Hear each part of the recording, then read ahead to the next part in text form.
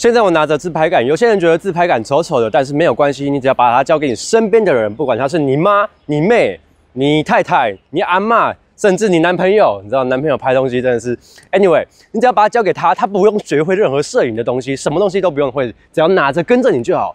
這就是自媒體時代最強的 vlog 工具。以前被問到要買全景相機或是運動相機，我的結論永遠都是把全景相機當成額外素材的補充設備，因為處理素材對於其他設備來說的確比較花時間。雖然 Insta360的 App 和電腦版的 Studio 都已經很簡單了，編輯素材拖拉滑鼠，滾滾滑鼠滾輪，再按滑鼠的右鍵就可以完成一連串的鏡頭編輯，輸出可以排後台，完全不用等待就可以連續輸出很多的素材。但比起平面素材那種拍完就可以剪輯的方式，它還是需要再剪一次。如果你需要的不是短影音用的酷炫素材，而是想要更長、更完整一點的 vlog， 這個反覆輸出的過程就很多餘。甚至我會告訴你，我建議你先不要考慮全景相機。可是科技發展真的好快，現在这個打破遊戲規則的玩家是 Insta-Frame 2.0， 重點這個升級免費。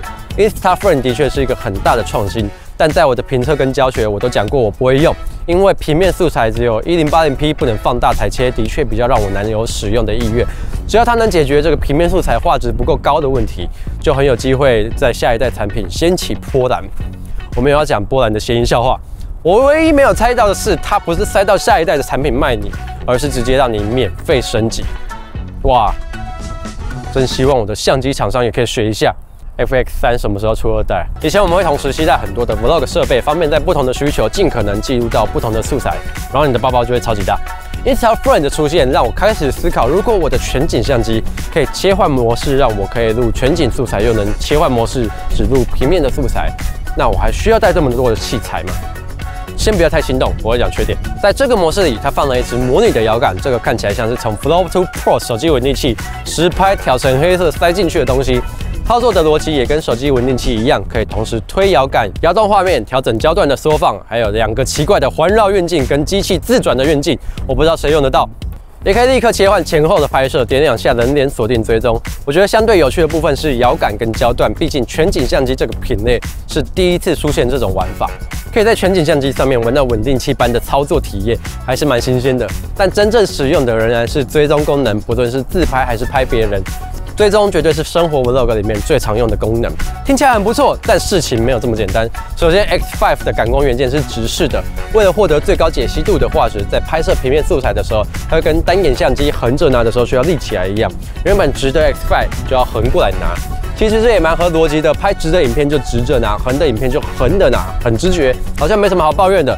問題就出在這個全新的配件——自由遙控手柄，想不到吧？Insta360為了這個更新打造了一個配件，它把搖桿實體化了。各位，你可以在實體的搖桿上面得到我剛剛說的那些有趣的操作感受，推拉真實的搖桿，讓相機裡的畫面真的隨着搖桿移動，還能旋擰這個真實的調焦環，讓畫面真的縮放，超級酷。有經驗的玩家應該意識到了一個不足，就是這個搖桿是需要獨立充電的。想玩的話，你要記得充電，避免出門的時候發現它沒電。然後它的無線連線是走藍牙，藍牙是一個相對其他無線方式比較弱的訊號。你可以預見它的操作會有延遲，大概是0.5秒左右吧，就是會慢個半拍啦。其實比我想象中的還要不影響我使用，但就是會有。那看了這麼多素材，你應該注意到了一個更嚴重的問題，就是為什麼我的相機是橫的呢？本來直拿很合理，橫拿也很合理，但橫拿放到這個自拍桿上，這什麼意思？筋膜槍嗎？我要拍一拍，拍一拍，哎呀，好累哦！我知道這可能是 Insta360想得到最好的方案了，但是就好，我拿着出門算是蠻幽默的。就你有想過我拿着這個，然後全部人都會看我，好爽！喜歡引人注目啊！其實我以前在拍攝的時候也會故意搞這些的。就我在電商當小編的時候，雖然我們一般拍攝是用相機，但是直播當時最簡單的方案就是用手機，所以我手機直播會故意裝一個超大的兔頭。雖然只能用手機，但我是個攝影師啊，面子不能輸。我不確定這樣子有沒有贏啊，但我覺得是蠻引人注目的。會害羞的人可能用起來需要一點勇氣吧，畢竟是 i 牌嘛，愛真的需要勇氣。我已經測好幾天了，我覺得它畫質很可以。我現在拿的距離只有半隻手臂這麼長，其實沒有到很遠。然後它畫質是比一些手機的廣角還要好的，搭配 Mic Air 根本就是自媒體怪物。如果你覺得那個自拍桿啊你不喜歡，你可以把它的頭往上折，往上折的話，它就會變成一個隱形自拍桿的模式。但是在這個模式之下，你是沒有辦法很好的看到熒幕，因為它是斜斜的，你是沒有辦法很好的看到熒幕在拍什麼。所以就是你可能要自己取捨吧。自拍搖桿手柄雖然整個造型有點逼真，但實用度還是很高的。尤其是如果你真的打算用它拍橫式的節目，全程拉着一隻手在那邊拍，也會比較容易擋到鏡頭。我覺得這應該是目前我想得到，或者是他想得到最好的解決方案了吧。但還是期望將來可以在外觀上面下一點功夫，讓它不要看起來這麼像根腿啊。如果你只打算拍直視影片的話，一般自拍桿舉着也完全沒有問題，就是我不一定要買這個。加碼介紹一下 ND 濾鏡好了，絕對不是為了把影片長度水到8分鐘。這個是 ND128，我自己都沒有過 ND128。一般運動相機想保留動態模糊的話，大太陽頂多 ND32吧。而 ND128主要是針對滑雪用戶啦。如果你滑雪遇過那種雪花濺起來，然後結果顆粒感很重，你希望它再霧一點、脫衣一點、電影感一點，那就要用到 ND128。不然，如果你只是對動態模糊 （AKA 電影感）有追求的話，我推薦先買 ND16，比較泛用，頂多加一片 ND32。這樣用滿8分鐘嗎？現在 Five 變成一個你可以買進來先用，然後慢慢學習它其他用途的創作利器了。Instaframe 2.0 更多是幫助什麼都不會的人有意願來消費這些設備。以前你覺得啊，感覺好難用，還要學不想買，現在變成是哎呦，有這個模式，我至少買回來可以直接拍，不用學。買回來可以一邊用一邊去學全景攝影的東西要怎麼用，比較不會有吃灰浪費的感覺。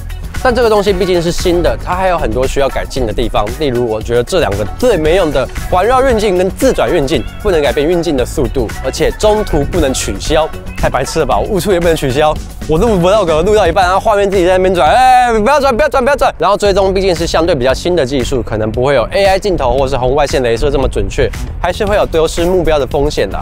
還有 Instaframe 的初衷，同時拍攝平面跟全景素材，目前仍然只能拍攝1080p 加 5.7K。但我自己是相當看好這個設備的前景，畢竟我自己也沒有想過還可以用來取代手機穩定器。感覺在下一代或者是下下代，應該就可以看到 4K 加 8K 的拍攝規格誕生了。到那時候，你就不只可以正常的拍下 Vlog， 還可以保留各種奇怪運鏡的素材，或者是輸出片段去填補 AI 運鏡運不好的地方。我個人是很期待它未來的發展啦。有成功幫你生火或滅火的話，請留言告訴我，你們的回饋都是我繼續更新的動力。我知道我很久沒更新了，我盡量努力一下，謝謝你們。必達來了，我是詹斌，我們下次再見哦，拜拜。